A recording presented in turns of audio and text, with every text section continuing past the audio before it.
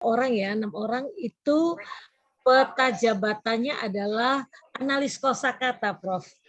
Jadi ketika kami untuk menentukan pembicara pada seminar internasional, kami berpikir karena Prof juga menjadi salah satu bagian pembicara utama, apakah lebih baik kalau tidak dilanjutkan dengan bengkel leksikografi, karena memang yang menjadi Pak Menteri, Mas Menteri memberikan beban untuk Badan Bahasa, Prof, untuk terkait dengan kosakata, ada target sampai tahun 2004 sekian ribu kosakata yang harus dikumpulkan, dan kami sendiri di Kalimantan Tengah setiap tahunnya 1000 kosakata, tetapi karena kami cukup concern dalam hal penyusunan kamus, Prof. Jadi kami berpikir bahwa untuk teman-teman para analis kata dan juga teman-teman teknis sangat baik ketika mereka harus dilengkapi dengan bagaimana terkait dengan pemerkayaan kosakata, bagaimana penyusunan kamus yang lebih baik, khususnya kamus bahasa daerah di Provinsi Kalimantan Tengah. Dan kami merasa bahwa Prof yang sangat tepat menjadi narasumber untuk beberapa hari ke depan. Dan kami mengucapkan terima kasih, Prof. Mungkin saya tidak panjang kata supaya banyak hal yang dapat kami terima ilmu yang luar biasa dari Prof untuk dibagikan kepada kami teman-teman Balai Bahasa Provinsi Kalimantan Tengah. Mungkin itu saja yang saya sampaikan, Prof. Terima kasih. Selamat datang melalui daring. Mungkin kedepannya Prof bisa mengunjungi kami Balai Bahasa Provinsi Kalimantan Tengah di Palangkaraya ketika pandeminya sudah mulai melandai ya, Prof ya. Amin. Ya, mungkin itu saja. Akhirnya kita mohon berkat Tuhan, kiranya Tuhan menyertai, memberkati kita semuanya, tetap diberikan kesehatan, segala kegiatan bengkel leksiko ini dapat berjalan dengan baik dari awal sampai dengan akhir. Terima kasih, Tuhan memberkati kita semuanya, dan selamat pagi. Baik, terima kasih Ibu Valentina Lovina Tanate. Dan hadirin sekalian yang kami hormati, sampailah kita pada acara pokok bengkel leksikografi yang akan kami serahkan sepenuhnya kepada moderator selaku pemandu acara kegiatan ini, yaitu Bapak Budi. Sekali lagi kami ucapkan selamat mengikuti kegiatan, semoga sukses, dan atas nama pembawa acara kami sampaikan terima kasih dan mohon maaf apabila ada salah kata yang kurang berkenan di hati hadirin, dan marilah kita tutup acara ini dengan mengucapkan alhamdulillah rabbil alamin. Wassalamualaikum warahmatullahi wabarakatuh. Waalaikumsalam warahmatullahi wabarakatuh. Terima kasih Mas Sandi. Mohon izin Ibu dan Prof Colin. Kegiatan ini sebenarnya tidak ada moderator resmi, tetapi insya Allah sama 2 hari ini insya Allah saya bisa memandu teman-teman semua untuk bagaimana nanti mengikuti kegiatan ini dengan baik.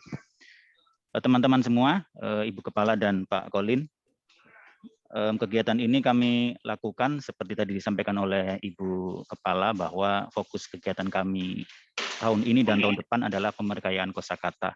Dan dalam hal pemerkayaan kosakata itu tentu tidak jauh-jauh dari leksikografi dan tugas-tugas seorang leksikograf. Oleh karena itu kami memandang Bapak Profesor Colin ini adalah orang yang sangat tepat untuk kita jadikan narasumber kegiatan ini.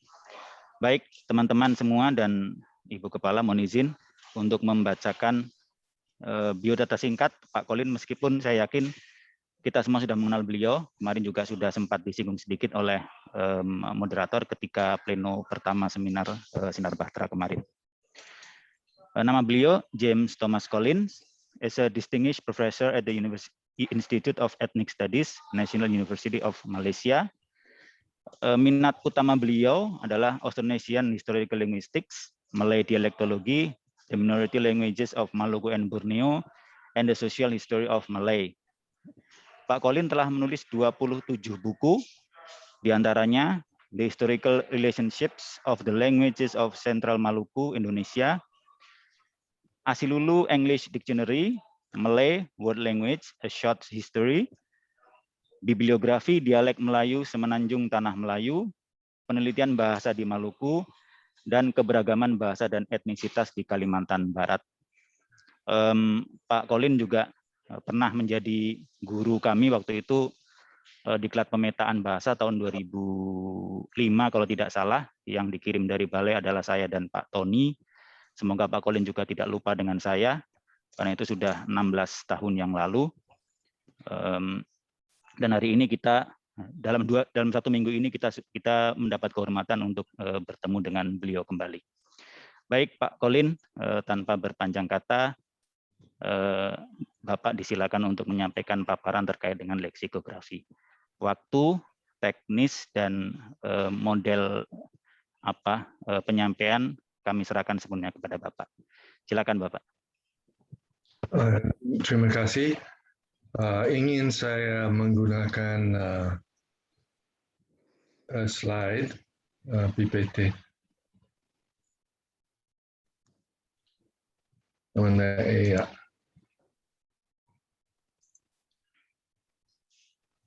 Udah kelihatan slide-nya? Belum, Prof. Coba lagi ya, Bu. Ya, mungkin agak delay sebentar. Iya. Ya, katanya sudah, Prof. Sudah, Prof. Sudah. Oh, syukur. Oke, jadi saya tidak tahu bagaimana mau bertanya. Siapa mau balas? Pak Budi kah? Siapa? Apa itu kamus? Ya, Pak Budi, apa itu kamus? Atau Pak ya, Prof. Muslim? Atau siapa saja? Silakan, teman-teman. Ya, apa itu kamus? Tidak ada balasan. Jadi kalau harus tunggu itu masih berapa slide lagi. Susah atur dengan Zoom ya Bu, nanti. Oke, ini karena orang mungkin segala staf yang ada di Balai Bahasa di Palangkaraya masih capek dari kegiatan sepanjang 3 hari itu. Saya kira kita mulai yang ringan dulu, belum teknis, belum ini, belum itu. Kita lihat sedikit sejarah perkamusan dan hubungannya dengan teknologi. Ya. Jadi karena tidak ada yang ingin menjawab pertanyaan saya tadi, kita lanjut saja. So sekarang, ayo, tak mau turun, turun. Jadi tidak boleh pisahkan perkamusan daripada teknologi percetakan. Ini sangat penting dalam sejarah menyusun kamus dan leksikografi pada umumnya. Kita sudah tahu bahwa sebenarnya di Tionghoa di sana, di Tiongkok, sudah lama mereka meningkatkan ilmu pakai stempel untuk mengedarkan perintah-perintah pemerintah di Tiongkok itu. Jadi stempelnya tidak bisa diubah-ubah, dipakai berulang kali, jadi dengan cepat mereka bisa mengedarkan informasi, buku, pendidikan, perintah dari Maharaja dan sebagainya. Nah, teknologi ini bergabung dengan satu teknologi Eropa, yaitu alat yang digunakan untuk perah buah anggur, mau buat minuman anggur ataupun untuk perah buah zaitun, untuk membuat minyak zaitun. Jadi gabungan teknologi Tionghoa dengan teknologi Eropa menghasilkan mesin cetak yang diterokai oleh Johannes Gutenberg di Jerman pada tahun 1439. Ini salah satu mesin cetak yang awal. Kita bisa melihat masih sangat mirip dengan alat untuk buat anggur, ya, yang memerah buah. Tetapi dilengkapi lagi dengan stempel yang berisi dengan huruf-huruf yang bisa dipindah-pindahkan. Ini sebentar kita lihat lagi.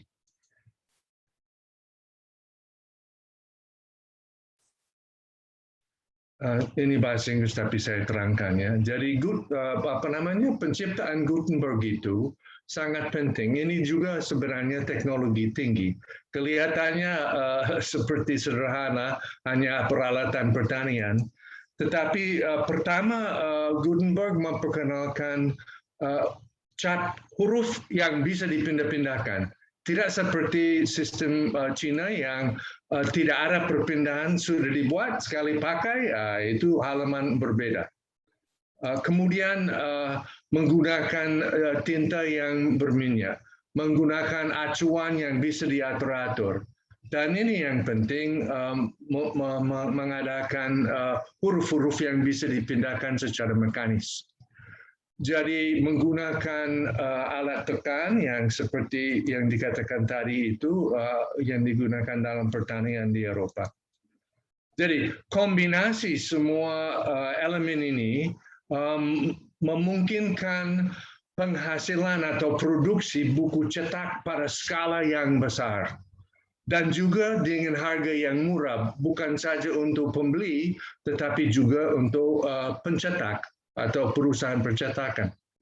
Dan ini sangat berbeda dengan zaman sebelumnya, semuanya ditulis tangan, di naskah, dan itu sangat mahal dan hanya bisa dimiliki oleh orang tertentu saja. Jadi kita melihat Gutenberg tahun 1439, jadi 50 tahun pertama jumlah buku yang dicetak di Eropa 20 juta buku. Dalam waktu 50 tahun saja dengan alat yang baru itu. Abad yang berikutnya jumlah buku itu malah mencapai 150 juta hingga 200 juta.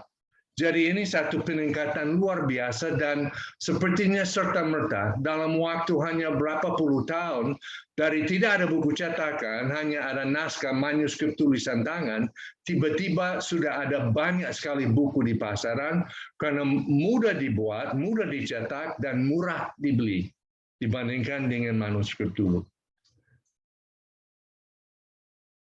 Dalam konteks ini kita melihat hasil penyusunan kamus pertama yang dicetak. Hasil Ambrosio Calepino, orang Italia, pada tahun 1502 mencetak kamus, dictionarium.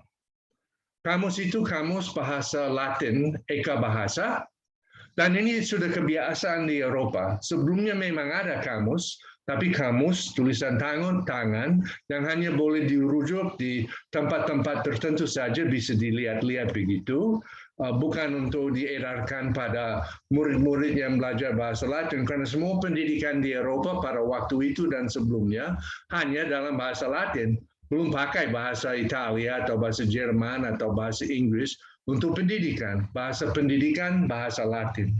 Jadi kamus bahasa Latin ini yang eka bahasa sangat penting karena ini kamus pertama yang pernah dicetak di dunia.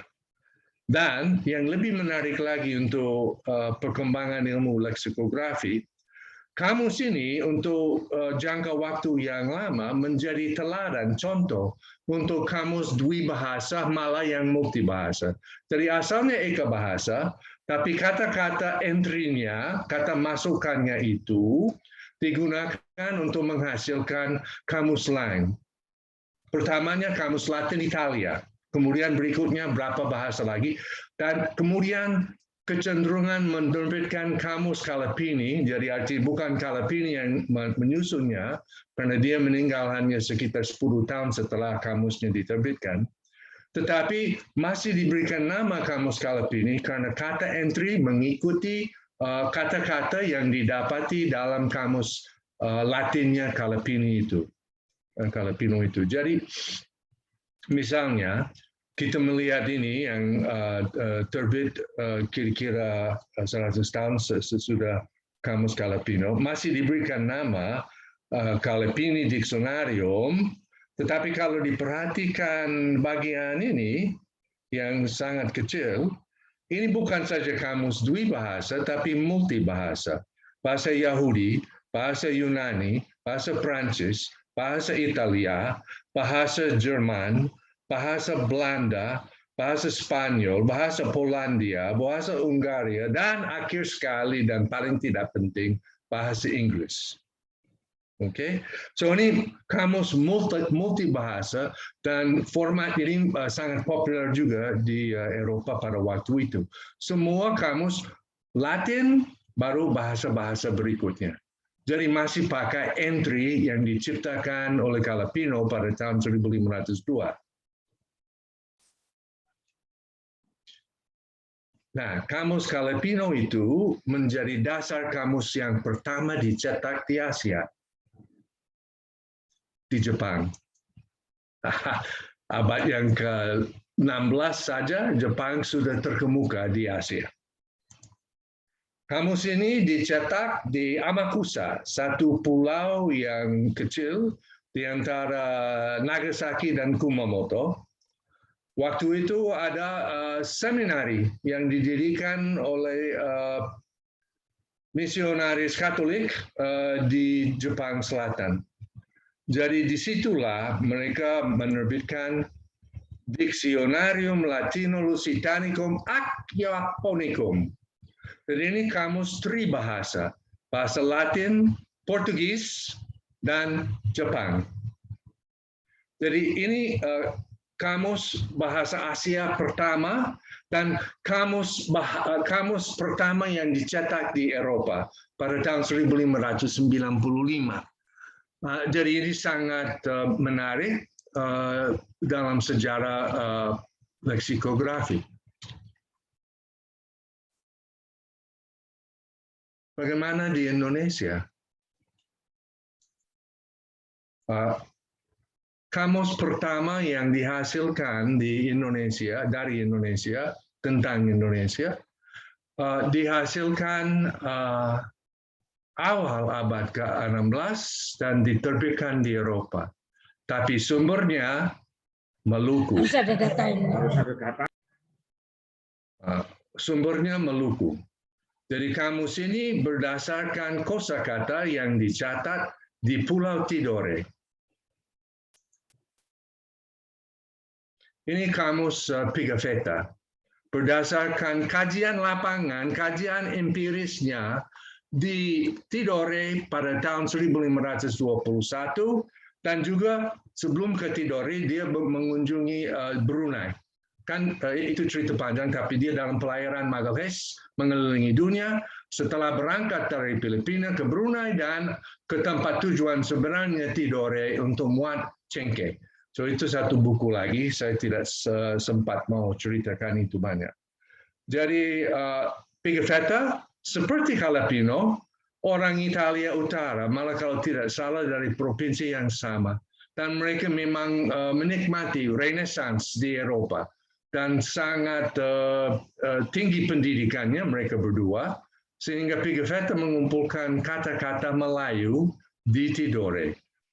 Tidore kan kalau naik kapal itu 3.000 km jauhnya dari Selat Malaka, dari konon tanah asal-usul Melayu. Tapi ini kamus Melayu pertama dihasilkan berdasarkan kajian lapangan yang dilakukan Pigafetta di Indonesia Timur di Pintu Pasifika.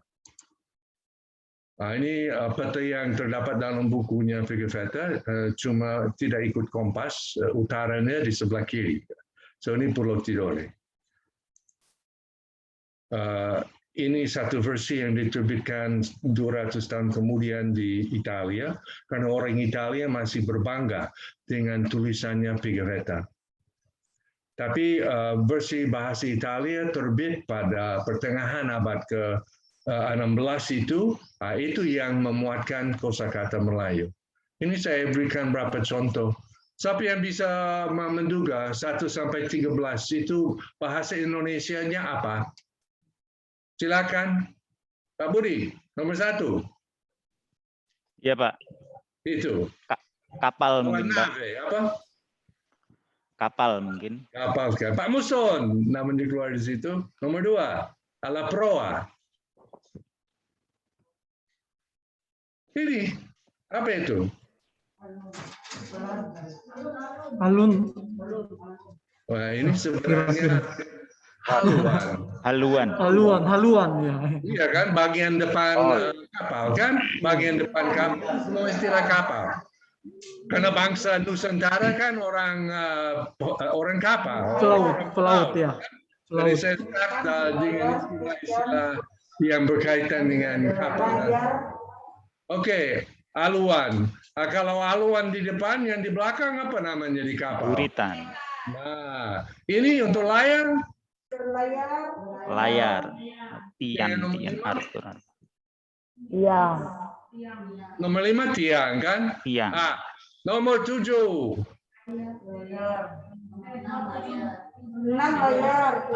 Kita ini sedikit sukar, jadi kita pindah dulu. Nomor 9. Sampan. Nomor 10. Dayung. Tidak ada buku mulut lagi, cuma untuk moderator saja. Nomor 10. Dayung. Ini ala bombarda. Bedil. Bedil. Senjata. Iya. Terus Angin. lagi. Laut.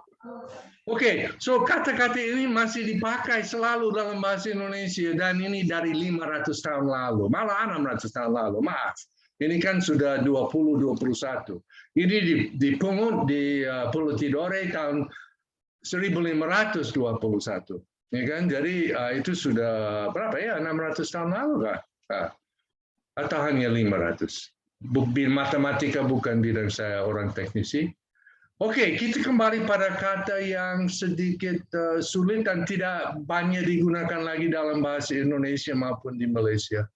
Orang Melayu pun di mahasiswa saya di Universitas Kebangsaan juga tidak pernah dapat menduga ini.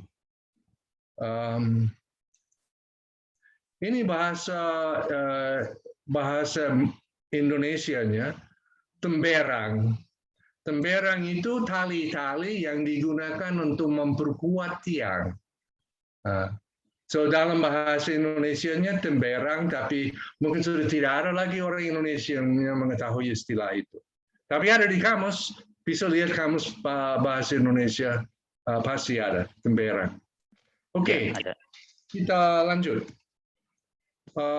Itu kamus pertama bahasa Melayu yang dipungut di ujung-ujung timurnya Indonesia sekarang.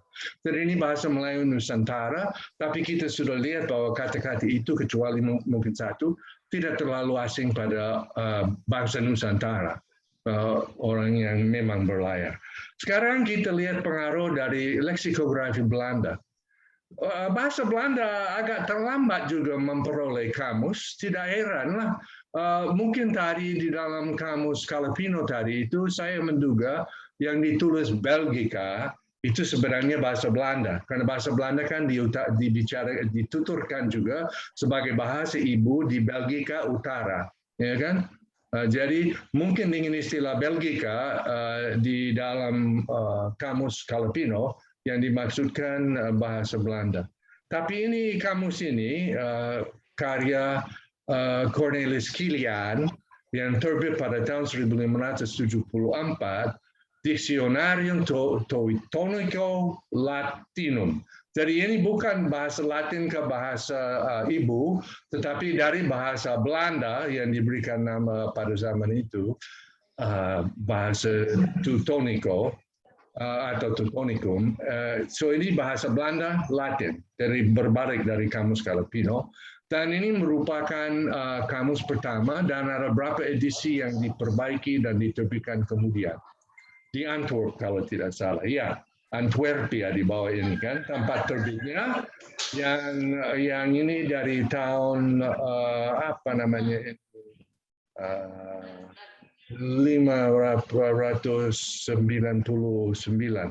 jadi 1599. So Dictionarium.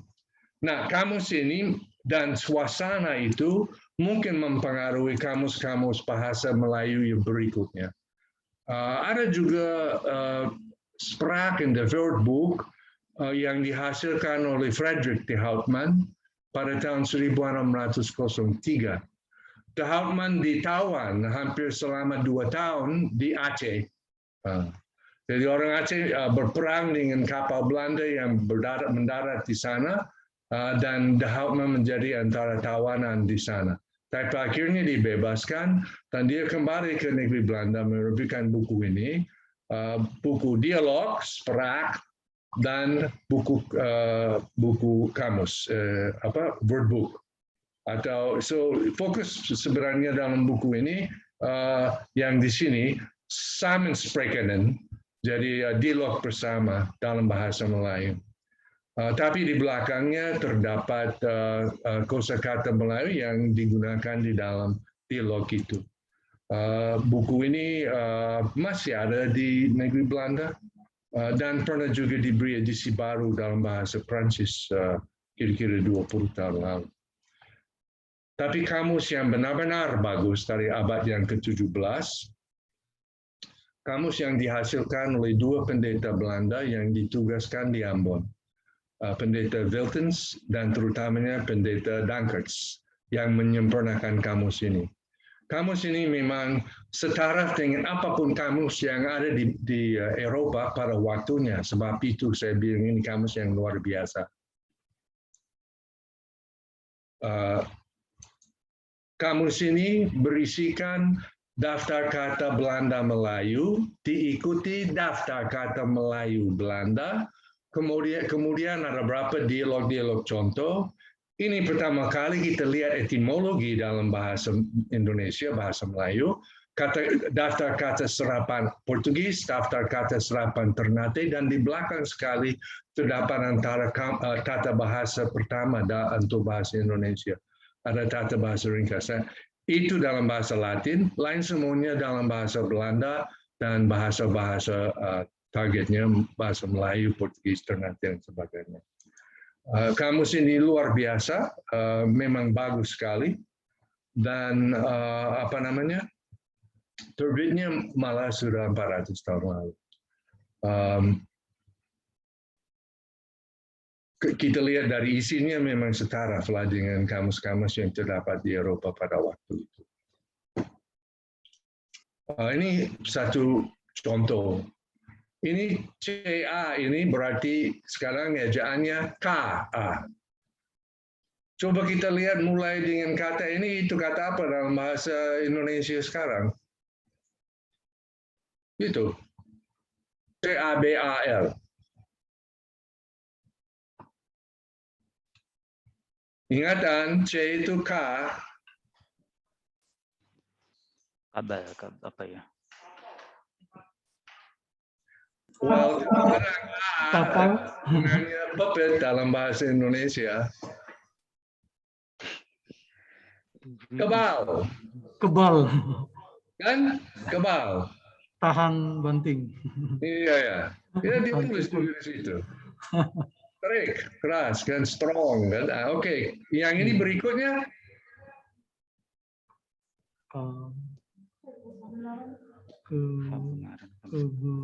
Kebenaran, kebesaran. Itu ortografi S di tengah-tengah. Kebesaran. Kebesaran. Yang ini? MIF. Itu bahasa Inggris, Pak Budi. Bahasa Inggris, Miss. Bahasa Indonesianya apa? Apa ya? Kebetulan bahasa Belanda mirip Inggris dalam kata ini. Kabus, kan? Kabus, kan? Kabus. Kabus. Oke, yang satu lagi? Kakak. Kakak. Kakak, brother of the sister. Iya, kakak. Ya kan? So sama seperti bahasa Indonesia sekarang. Cuma ini tulisnya lagi. Yang lebih tua. The outer is. Yang lebih tua. Ya kan? Jadi saudara laki-laki atau saudara wanita yang lebih tua, kakak. Jadi artinya kan kalau kita lihat bahasa Melayu di Malaysia, kakak hanya untuk saudara perempuan, sedangkan untuk saudara laki-laki abang. Nah, itu mungkin inovasi dalam bahasa Melayu di Malaysia. Bahasa Indonesia masih kekal dengan definisi abad yang ke-17, kakak. Baik yang laki-laki maupun yang wanita. Ya kan? So, sedikit menarik juga untuk sejarah bahasa Indonesia. Oh, oke.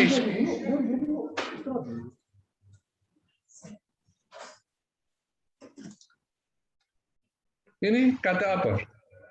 Kekal. Ya, kekal. Kekal, sampai ke kekal. Ya kan? Kekal. Nah, yang ini? Kaku. Kaku. Hard. Ya kan? Kaku. Hard. Seperti bahasa Inggris kan? Kaku. Ini.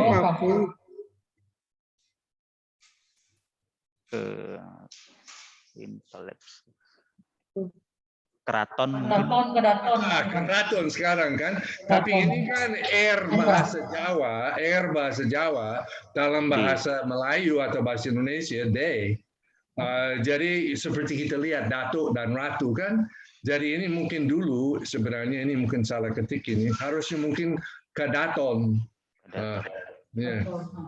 Mungkin katanya itu bahasa Ternate, tapi kita lihat itu bahasa Melayu juga. Coba kita lihat yang ini, yang hampir terakhir sekali. Kedengaran. Dan sekali Kejang.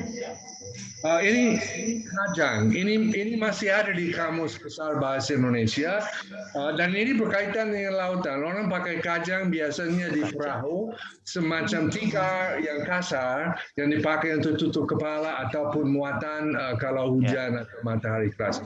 Kajang. Oke, so ini kamus tahun 1924, hampir semua katanya itu kita lihat masih dipakai. Coba lihat kata pertama, ini menarik karena kita lihat unsur leksikografinya. Ini ke, dan dia memberikan berapa contoh ke atas, ke bawah, ke sana, kemari, keluar, dan ke itu.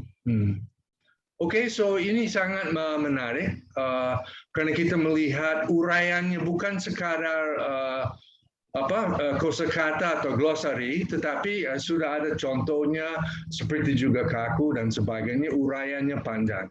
Sebab itu saya bilang tadi, kamus ini setara dengan kamus bahasa-bahasa di Eropa sesamanya. Kita lihat satu lagi kamus. Ini kamus Inggris Melayu Inggris yang pertama, hasil abad ke-17 juga, tetapi diterbitkan di Inggris di London pada awal abad ke-18, yaitu 1701. Thomas Bowry bukannya seperti Wiltons and Dankerts, termasuk mungkin 1% orang Eropa yang paling tinggi pendidikannya karena mereka mengikuti kuliah kependetaan di Eropa, di Universitas Leiden dan sebagainya. Tetapi Thomas Bowry seorang pedagang dan dia berlayar terutamanya di Sumatera, Semenanjung dan selatan Thailand dan berangkatnya dari India. Waktu itu sudah ada kantor perdagangan Inggris di Calcut sekarang kan. Kita lihat kamusnya, ini seperti Wiltons and Dankerts, Inggris Melayu Inggris, ada sedikit kata bahasa katanya, bagaimana mengatur waktu dan sebagainya. Mungkin menarik kalau kita lihat salah satu halamannya, TA. So, ini juga pada pendapat saya sedikit menarik. Coba lihat yang ini apa bahasa Indonesia aja. Mungkin masih kedengaran di kampung-kampung. Mana pakar bahasa Inggrisnya? Greeting. Tabe kan? Ya, tadi. Karena saya pernah kali dengar, tapi di kampung-kampung biasa orang kota tidak pakai lagi barangkali kan, tabe. Kita bisa melihat juga di kata-kata yang sudah berimbuhan yang ada afiks dicampur aduk di sini. So kita menemukan terbuang, terbuka dan sebagainya, tergelincir. Terperanjat barangkali, tercengang, ini semua ada di Kamus Besar Bahasa Indonesia, saya sudah cek. Cuma itu, ini dia tidak uraikan sebagai kata-kata yang sudah diberikan afiks, prefiks, tetapi diberikan saja dalam urutan alfabetisnya atau hampir alfabetisnya di bawah huruf T ini. Kita lihat kata-kata dari bahasa Arab misalnya, ta'alaka. Yang ini yang pakai ini terala, artinya dia kalahkan kan terala. Tapi yang ini bahasa Arabnya Allah Ta'ala kan sudah dimasukkan di dalam kamus sebagai bahasa Melayu. Coba kita lihat ini juga sedikit menarik pada pendapat saya. Ini apa ya? Siapa mau duga perkataan yang di bawah ini di sebelah kiri?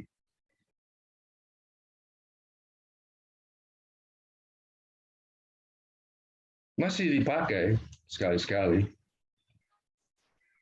Tabib ya, Pak. Ini.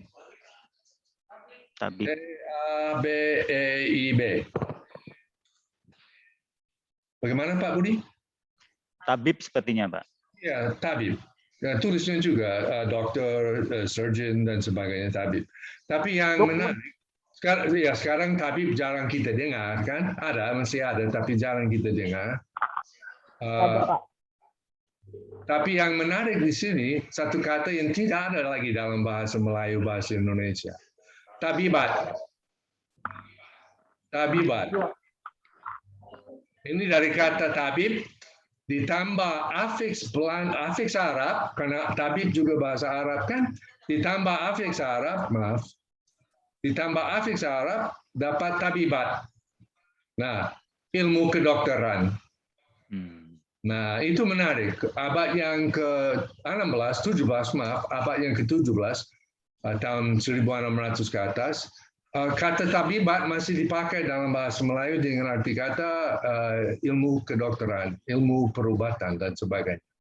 Ini sudah tidak dipakai lagi.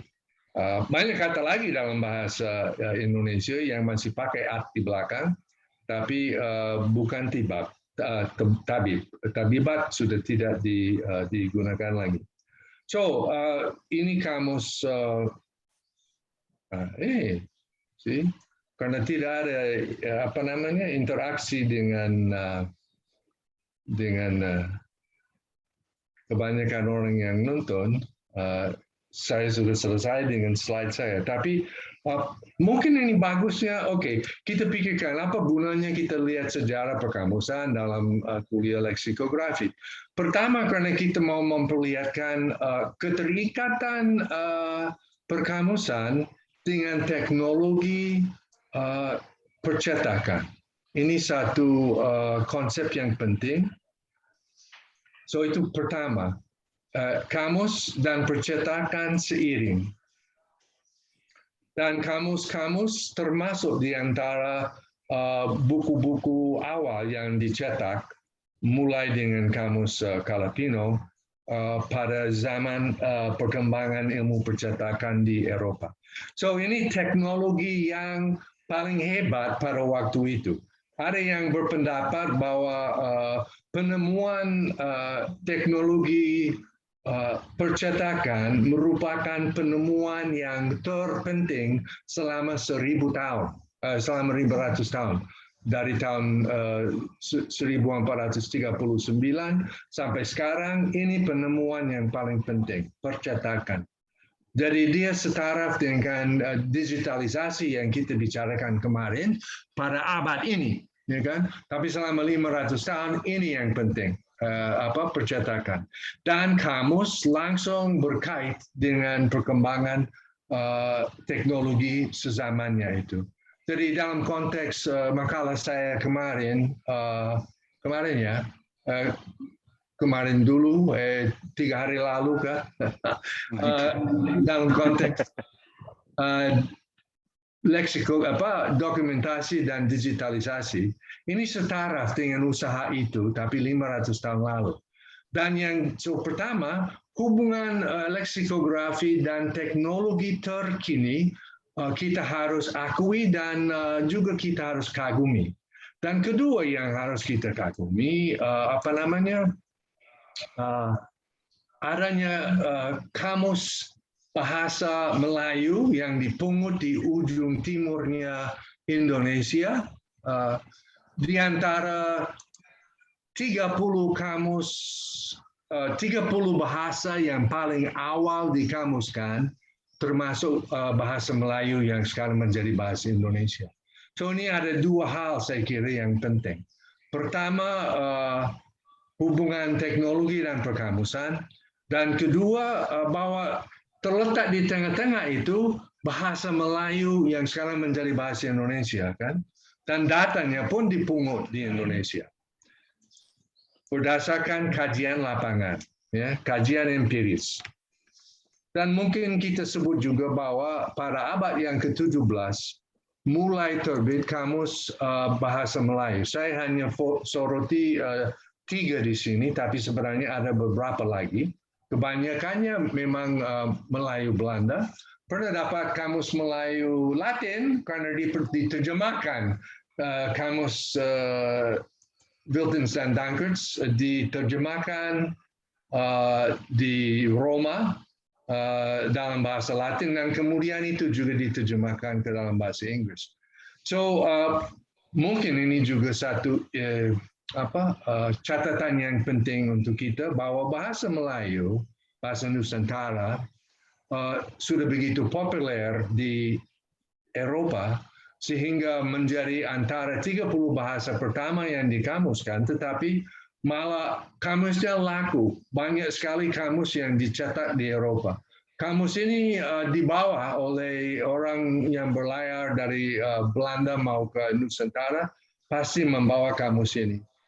Dan kamus ini yang lebih ilmiah lagi memang menjadi pegangan dan diterjemahkan.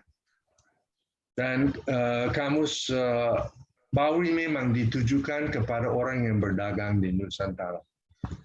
Oke, so ada 3 hal itu saja yang saya mau perkenalkan. Saya bilang memang mungkin kita semua capek dari urusan selama 3 hari, sehingga istilah batra di atas yang dicatat oleh Pigafetta itu mungkin sudah dilupakan. Bahasa Indonesianya. Ini kan istilah batra. Oke, so ada pertanyaan atau bagaimana? Kita masih ada sedikit waktu lagi, kah? Ya, silakan teman-teman. Jika ada hal-hal yang ingin ditanyakan. Santai-santai saja.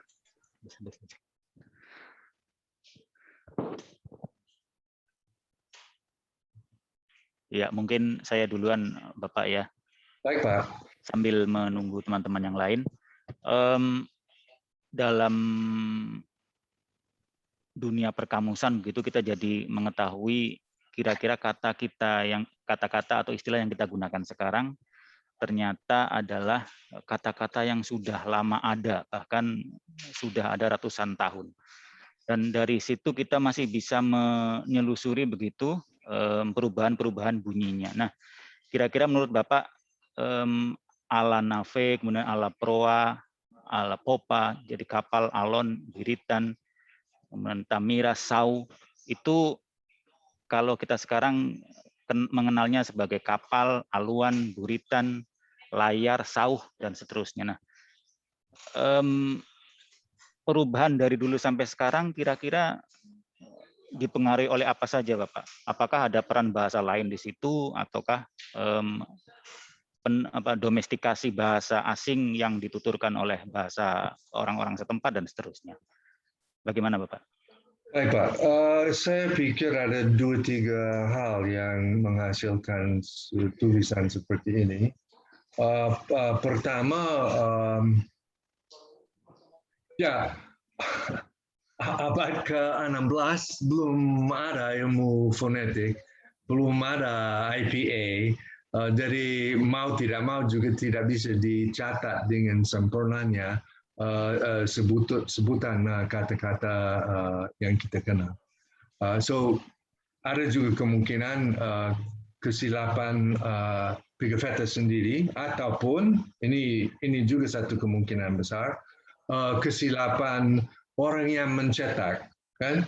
Karena pada zaman itu kita bukannya mengirim file dengan buku kita kepada percetakan, kan? Kita juga bukannya pakai mesin ketik seperti yang saya sebut pada makalah saya. Semua tulisan tangan, jadi ada kemungkinan besar salah faham di kalangan percetakan. So ada Pigafetta salah catat karena pada dia ini juga bahasa yang asing. Mungkin dalam bahasa Italianya itu tidak ada ng pada akhir kata umpamanya, jadi tiang menjadi tian, ataupun ini mungkin kesalahan dari perusahaan yang mencetak bukunya itu karena salah baca, jadi kesalahan tipografis bisa kita anggap. So itu ada dua kemungkinan. Tapi kedua, seperti Pak Budi bayangkan, mungkin ini karena perbedaan daerah. Ini dipungut 3.000 kilometer jauhnya dari Selat Melaka. Jadi ada kemungkinan sebutannya juga berbeda. Misalnya kalau kita ke Tidore sekarang, kalau bahasa Melayu yang dituturkan sehari-hari di sana, sampan mungkin kalau ada perkataan angin. Kalau kata angin di sana sekarang, sebutannya angin dengan ng di belakang, apa nasafela itu. Tapi ya kita lihat tanda-tanda ya hilangnya h pada akhir kata, banyak orang, banyak daerah, banyak sebutan di Indonesia yang h pada akhir kata tidak disebut, atau hanya untuk kata-kata tertentu saja, atau hanya dalam suasana formal saja kita akan dengar hanya itu. So itu ada beberapa kemungkinan tentang perbedaan dialek sosial, perbedaan dialek daerah dan sebagainya. Kalau kita lihat kata tadi apa kedaton dan di sini alon, itu sebenarnya gejala bahasa Jawa. Kita lihat sandi yang merapatkan ua menjadi o, ya kan? Seperti dalam perkataan keraton yang pada dasarnya keratuan, tapi sudah disatukan melalui sandi jadi menjadi keraton. Di sini aluan menjadi alon. So ini satu gejala yang biasa kita lihat dalam bahasa Jawa. Kemungkinan di Tidore sudah ada pedagang Jawa pada waktu itu, ataupun sebutan bahasa perkapalan mengikuti pola sebutan di Pulau Jawa umpamanya. Okay. So banyak faktor yang mungkin mempengaruhi bentuk kata yang muncul di sini. Tentu saja kalau kita kembali kepada alon, saya kira banyak huruf H pada awal kata dan malah di tengah kata sudah hilang sebenarnya dalam bahasa Indonesia, dan ini mungkin sudah tandanya bahwa H itu sudah hilang 500 tahun lalu. Jadi haluan menjadi aluan atau alon kan. Kita tahu sekarang ulu, ilir dan sebagainya sudah umum dalam bahasa Indonesia. Orang di Malaysia suka memasukkan H yang sudah lama hilang, sudah dimasukkan kembali. Jadi kita mendapatkan perkataan sekarang dalam bahasa Melayu di Malaysia, yang formal maunya sahaja. Padahal H itu sudah ratusan tahun hilang, tapi dimasukkan kembali oleh badan yang berwenang. Kan? So isu ini juga sedikit menarik. H pada zaman itu pun sudah mulai menunjukkan tanda mau hilang dari bahasa Melayu, dan karena dipaksa kembali seperti di Malaysia, kita dapat sahaja dan ulu dan hilir. Oke, so ini semua sedikit menarik dari sejarah bahasa Melayu, bahasa Indonesia. Cuma mungkin, jadi Bapak bertanya tentang ortografi dan sebutan, so ada banyak faktor seperti dibayangkan tadi. Cuma mungkin saya suka fokus kepada kata ini yang kurang dikenal sekarang, temberan, yang di dalam kosakata Pigafetta ini merujuk kepada tali-talian yang memperkuat tiang, itu temberan. Dalam bahasa Melayu di Malaysia, temberang lebih banyak, temberang yang berarti tali-talian juga sudah tidak ada. Saya belum pernah mengenal orang mendapatkan mahasiswa yang kenal perkataan itu, tetapi temberang yang berarti omong bohong-bohong, omong kosong, itu ada temberang. Tapi apa hubungannya dengan temberang ini? Karena banyak tali-tali yang kesana kemari itu sehingga ada kaitan semantiknya dengan temberang omong kosong seperti itu juga tidak diketahui, Pak. Tapi kalau kita lihat yang kamus-kamus lain yang dibuat dengan lebih teliti pada abad berikutnya, seperti yang kita lihat tadi, adanya A bukan E dalam beberapa perkataan di sini, saya kira itu kemungkinan telinga Belanda yang tidak dapat membedakan, atau dalam bahasa Belanda sendiri tidak penting perbedaan itu. Ya, jadi A yang seharusnya pepet E kebal umpamanya atau ke. Ya. Isu ini sedikit menarik. Pada pandangan saya agak menarik bahwa kita kenal hampir semua perkataan di dalam kamus daftar kata Pigafetta, kamus Wilkins and Dankerts, dan sekali-sekali semantiknya berubah, tapi banyaknya juga tidak berubah, malah yang ini kakak menunjukkan kakak menarik karena mungkin ini menunjukkan tidak ada hamzah di belakang, tidak ada hentian glotal di belakang kakak pada waktu itu. Karena banyak K yang mengakhiri kosakata kekerabatan dalam bahasa Indonesia, itu tambahan kemudian. Ada tulisan blush tentang tambahan hamzah pada kata seperti adik, kakak, datuk, nenek, dan sebagainya. Mungkin orang yang tinggal di Palangkaraya itu sudah pernah dengar istilah nini yang tidak pakai hentian glotal di belakang. Ada kan di sana barangkali. Jadi itu menunjukkan bahwa ini juga mungkin tidak ada kahnya pada waktu itu, tidak ada hentian glotal. Oke, nanti saya terlalu banyak bicara, mungkin ada yang ingin bertanya. Maaf. Silakan teman-teman yang lain. Ya, Pak. Silakan Pak Yohanes. Selamat pagi, Pak James. Saya. Ya, saya pernah ketemu dengan Pak James tahun 2006 di Jakarta saat pembekalan calon peneliti dulu. Ya, ini saya mau nanya untuk teknis pengumpulan data untuk pembuatan kamus itu kan seperti kita ketahui memerlukan waktu yang lama dan juga biaya yang tidak sedikit ya, karena harus kita melakukannya dengan secara empiris ya.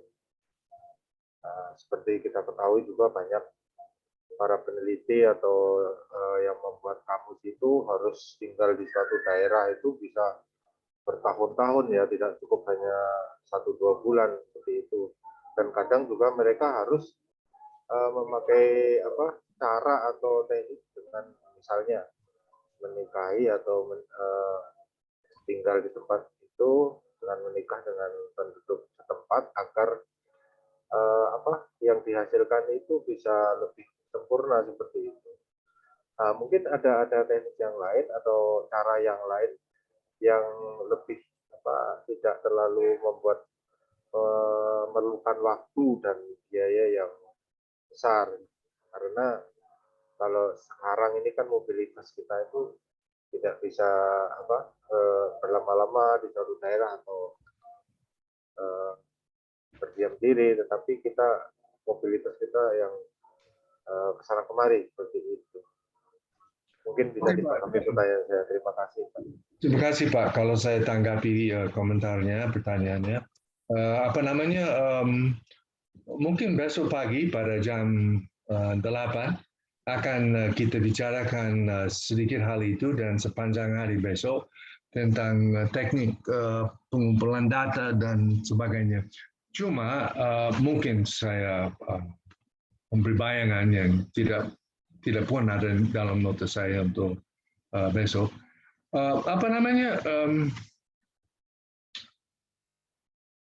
saya selalu menasihati mahasiswa saya yang akan melanjutkan penelitian doktoralnya itu, saya bilang pada mereka kan, kalau zaman dulu abad ke-19, orang antropologi atau linguis yang ingin membuat penelitian, berlayar dari Eropa terdampak ke pulau kecil di mana tinggal di sana 5, 6, 7 tahun, baru berlayar kembali ke Eropa untuk menyusun disertasi dan bukunya. Kan? Tapi itu sudah tidak perlu lagi seperti itu. Kita bisa mengunjungi sebentar, berkenalan dengan orang. Lain kali kita ke sana, kita bawa baju kaos kah, oleh-oleh sedikit dari dunia luar kah. Dan kita berkunjung lagi. Mungkin kita di sana lama sedikit, 2-3 bulan. Kita kembali kepada HQ kita, pangkalan kita di universitas, di kantor di mana, baru kita mulai digitalisasi data, cek kembali, cari buku-buku lain dan sebagainya.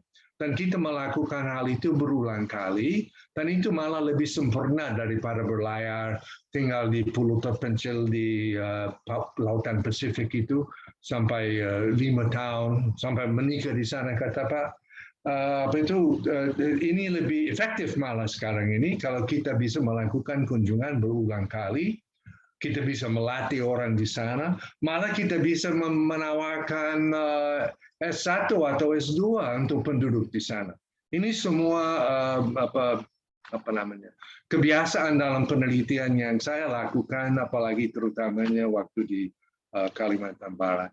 Mungkin saya sempat sebutkan itu sedikit. Jadi artinya kita pergi berulang kali dan kita manfaatkan waktu kita harus kembali ke kantor, harus kembali mengajar dan sebagainya untuk kerja-kerja lain seperti digitalisasi dan sebagainya. Mungkin saya lihat Pak Buri angkat tangan karena memang sudah waktu istirahat. Terima kasih Pak, nanti kita lanjut. Tidak Bapak, tidak. Silakan dilanjutkan. Oh itu cukup karena besok 1 hari kita ada lagi untuk menunjukkan itu. Tadi saya cuma menggaruk Bapak. Kita anggap angkat tangan, moderator berhak.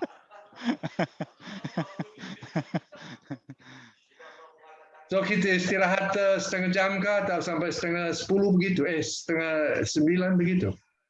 Iya boleh. Jadi ya terima kasih Bapak atas penjelasan Bapak barusan. Mohon maaf, tadi baru ada 2 pertanyaan dari saya dan Pak Yohanes. Mungkin nanti sesi berikutnya akan lebih interaktif insya Allah. Baik teman-teman, kita beristirahat sebentar sampai pukul 9.30. Nanti kita akan lanjutkan kembali. Terima kasih Pak. Ya, terima kasih Bapak. Mari.